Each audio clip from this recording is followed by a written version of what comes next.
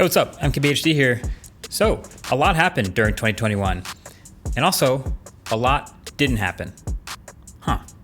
Let's rewind and recap. So, in 2021 on the MKBHD channel, we ended up making 93 total videos, all about tech products, tech explainers, talks with creators and people in the tech world. This is the 93rd video that we're watching right here, which is technically less than my goal of 100 videos roughly during the course of a year, and way less than my 121 last year. So it would be easy to get down on that. But this year we also started 3 other channels. So my podcast, the Waveform podcast, is now in video form. We built up a video studio for it, and new episodes have continued to drop every single week on Fridays. That's where we really get into the weeds and the details on tech stuff.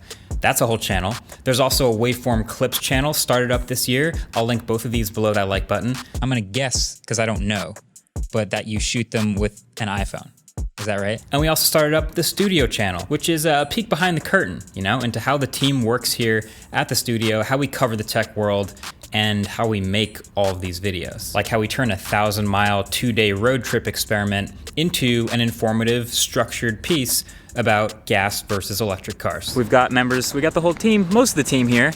We're gonna be in these cars, probably trash talking a little bit and turning it into a bit of a race, but to see exactly how much time charging at these different infrastructures adds to a road trip. So when you include all of those, the total goes from 93 to 93 plus 34 plus 96 plus 17 to equal 240 videos this calendar year, which is amazing. And I'm very proud of all of them and the work that we put into them. And really moving forward, the saying that's still always in the back of my head every time I'm making something like this is more better. More better. Really, anytime you try to make more of something, typically the quality goes down. And anytime you spend a lot of effort into making something better, typically you make less of them. And so our goal with the whole team at the MKBHD studio is to make both more and better. And that's for you. So now here's 5 really large movements I observed in the tech world this year. So number 5, short form content is here to stay. It's hooked, it's caught on, and it feels pretty permanent. And for a while we've known short form content is getting popular, the explosion of TikTok over the past 2 years, but now Instagram adding Reels and YouTube really leaning into shorts, building it onto the website. It feels much more here to stay. We always knew there was something to it. It's arrived. So I've experimented with shorts a little bit, and we even did 1 or 2 on the studio channel. And I wouldn't be surprised if we ended up making an entire dedicated shorts channel just to play with this short form format, because I do have a lot of fun with them, but I don't just want to make it because it's popular. I want to make good ones. So anyway, stay tuned for that. We'll probably play with that a lot in the next year or so in 2022, but yeah, short stuff. It's here. Then number 4, NFTs, crypto, Web 3.0, Dogecoin. It's funny, I don't talk about finance stuff necessarily that much on this channel, even though obviously it's a big part of the tech world, this whole crypto boom. But, there's a little bit of a peek of it here and there. I did make a video about Dogecoin, the rise and fall of it, what exactly it is, what a meme coin is. But also, we've been talking about Bitcoin on the podcast. Beeple sold an NFT for $69 million, and then he hopped on the Waveform podcast, and we talked about it, and about being a creator, and how digital art is being taken to the next level with this sort of stuff. So I'll leave a link below if you want to watch that one. But yeah, let me know if you'd be interested in more crypto coverage or crypto videos or anything sort of like that in 2022. So the number 3, custom silicon, underrated. I really feel like this is underrated for how much this is changing the landscape of tech and how much it will continue to do so going forward. So we already knew the A series of chips in iPhones were custom designed by Apple, but then they brought the M1 chip in this Apple Silicon takeover of their whole lineup into MacBook Air, MacBook Pro, Mac Mini, and even iPad Pro. They did really great. Then we saw the next level step up of M1 Pro and M1 Max chips in the MacBook Pros. And those had huge performance and efficiency gains over the Intel versions. Google's Tensor chip in the Pixel had a bunch of advantages over the previous chips off the shelf that allowed them to make Pixel 6 one of the best, actually the best value phone of the year thanks to the Smartphone Awards. And this is something I fully expect to continue much more into next year. More phone manufacturers even tablet and laptop and headphone and other company manufacturers doing more with proprietary silicon that they design in-house. So if I was Qualcomm or Intel right now, I'd be paying very close attention to this. Then number 2, alternate form factors. They gain just a little bit of momentum and a little bit more usability every single year. Really, it started back when we got Samsung Z Flip 3, which gave you basically all the normal experiences of a flagship phone that could fold in half, and that actually launched at basically the same price as a lot of other flagship phones, $999, which is right inside a lot of other flagships. But we've since then, of course, seen many others. We have the larger Fold 3. We have the mid-size Oppo Find N.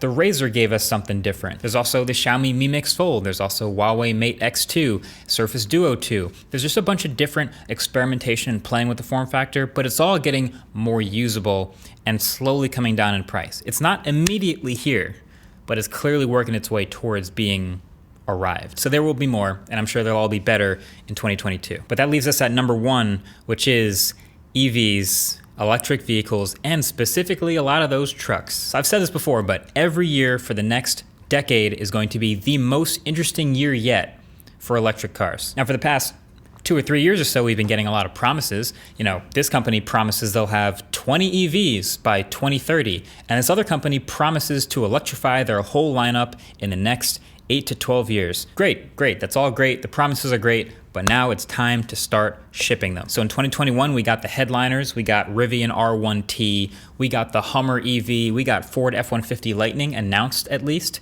we got Lucid Air, we got Tesla Model S Plaid. That's all already enough to get a lot of people interested, but they're also pretty premium. So you also get things like the Volkswagen ID4, the Nissan Leaf, the Mini Cooper S, a lot of the lower priced EVs that will actually move volume. And I think it's pretty easy to say there will be way more next year. And it's going to be fascinating to see how they all differentiate themselves, what features they'll offer, how their tech gets better, how many miles they'll be able to offer at certain price ranges.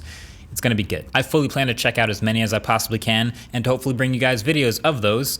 And I'll continue to write articles for Top Gear while I'm at it. Now, okay, in the spirit of rewinding, not everything was amazing and perfectly exactly how we expected in 2021. So here's the top 5 things that didn't come out during 2021 that maybe we were hoping for or that we expected to. So number 5, the Samsung Galaxy Note. This is interesting. We didn't get a new Note this entire year. The last Galaxy Note was the Galaxy Note 20. And that wasn't a great phone, but we had an entire gap for 2021 where there was no phone with an S Pen built in. There were phones that supported the S Pen, and that was an interesting clause. The S Pen's not dead, but now I wonder if we're going to ever see another Note again, if they're just saving it for early next year. We'll have to see. Now, number 4, a foldable Pixel and or a Pixel Watch. We got Pixel 6 and Pixel 6 Pro, and they were both really interesting phones in a lot of ways. The Tensor chip, the new set of cameras, the new hardware design, the new material use software, all of that, very interesting to watch, but no pun intended, there was no watch. And you know, we were hoping to see maybe like an Apple Watch equivalent for Android, straight from Google, and that seems to be rumored heavily, but we haven't seen it yet. I honestly think it could be a couple years out. And same thing with a foldable Pixel. We have all this software support from Google for foldables now, but we don't have a sort of standard Google foldable. I also don't think we're going to be seeing that anytime soon. The rumors keep churning in the background, which is kind of interesting, but yeah, that's a little ways out. Then number 3, Tesla's stuff. Cybertruck being one, and then Plaid Plus and Roadster being others. So really the Cybertruck was one that we're, I guess, maybe starting to hope we might see on the road this year, but it is delayed. Chip shortage, a lot of things got delayed this year. This is one of the casualties, and now it's officially, well, hopefully coming at the end of 2022. But also Tesla announced the Plaid Model S and the Plaid Plus Model S. The Plaid Plus ended up getting completely canceled because it was unnecessary, and they ended up just shifting all of that into Tesla Model S Plaid production. A very strange turn of events. I haven't seen a car announced and canceled like that before, even after they took orders for it, but that was sort of a blip on the Tesla radar. And our Roadster friend is still not out. I don't know. I didn't think it would be out by now. I was kind of hoping back in 2017 when they announced it that it would be out by 2021, even though it was a 2020 announced car. Bleh, it's later. It's like 2023 or 24 now. So number 2, an Apple Silicon true desktop. And I say true desktop meaning the Apple Silicon iMac Pro or Apple Silicon Mac Pro. So we have the Apple Silicon M1 iMac, which had a lot of really nice things to it. It's a thin all-in-one for a sort of everyday crowd, not too performance focused, but obviously very capable.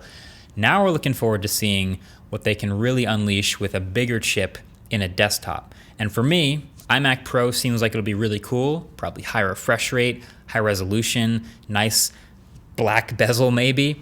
But then Apple Silicon desktop like the Mac Pro, that's the one I really should be waiting for. And then number 1, any sub $30,000 EV.